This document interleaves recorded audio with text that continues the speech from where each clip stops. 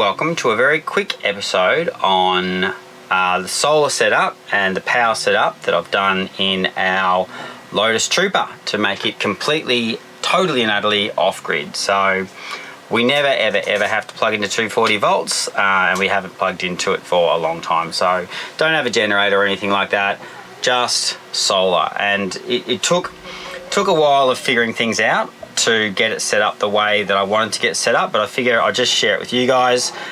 This episode is coupled with a bit of a review that we did on our Lotus Trooper after being on the road for about 18 months or living in the van full time for about 18 months. We figured we'll do that, so I'll pop a link to that up there if you want to watch it.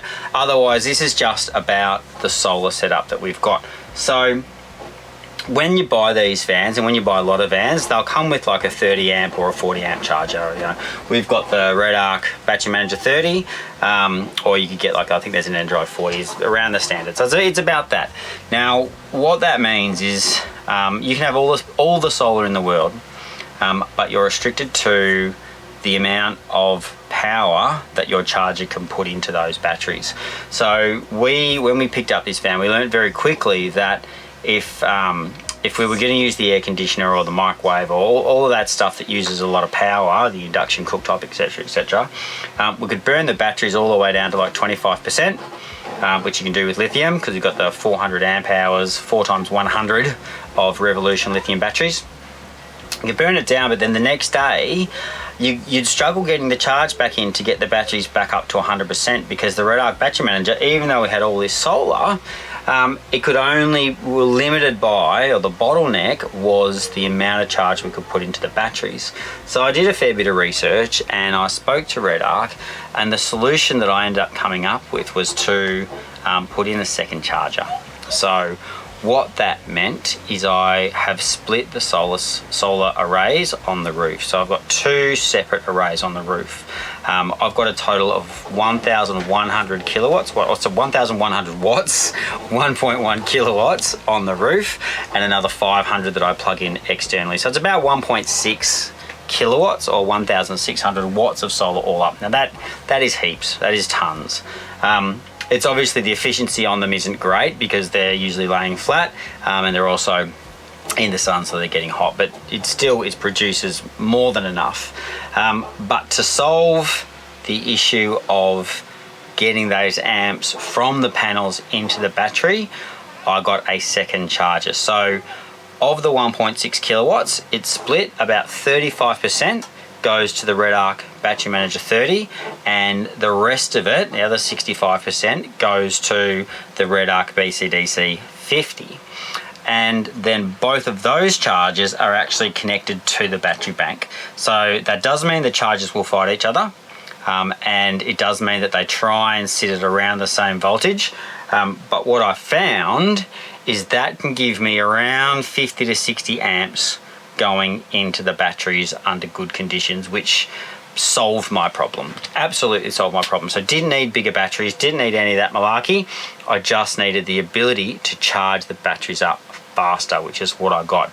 And so with the BCDC 50, I actually attached the charging component of that to the other side of the shunt, so that when you look at and I'll pop a picture in, when you look at the battery manager screen, you actually see any power coming in from the load side as well as power coming in from the solar side, and then the aggregate of that is the power that goes into the batteries. So, you know, even when you're seeing 45, 50 amps going into the batteries, that's less the load that the van's already taking. So the solar that's going in through the BCDC 50, that's actually cancelling out whatever load the van is using, and then the surplus load then goes into the batteries. So I just did discuss this with Redarc. They were all good with it. I also checked with the battery manufacturers. They said, yep, it's fine. The only thing is it does make the chargers a little bit less efficient, because when they release their charge to test the voltage of the battery, they're actually testing the voltage with the other charger still going. So, you know, any Sparkies out there will probably correct me, or, you know, I think from what I know, from what I've learned over, you know, the last year and a half, this is probably one of the best and cheapest ways to do it, because you can't get, they don't make a Redarc battery manager 90 or a battery manager 60. The biggest one you can get is the 30. Otherwise, you have to go with the smaller in-car B2DC ones. So worked really well for us. We can run the air conditioner, we can run everything in the van that we need to run, the microwave, we've got the induction cooktop, we don't have to carry gas, don't have a Weber, we just use power for that, and we just use our 240 volts for that off a 3000 watt Redarc inverter, and it does us absolutely fine.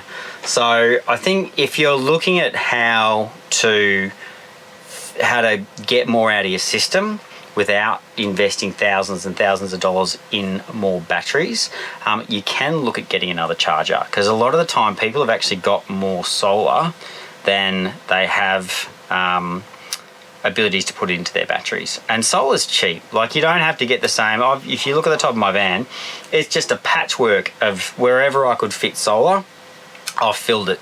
Plus use the auxiliary as well, carry 2 auxiliary panels. And that means that all of that charge can go in through those 2 chargers into the battery. So yeah, look, that's what we did. Works really well for us. If you got any questions, let me know. Otherwise, that's our solar setup on our Lotus Trooper.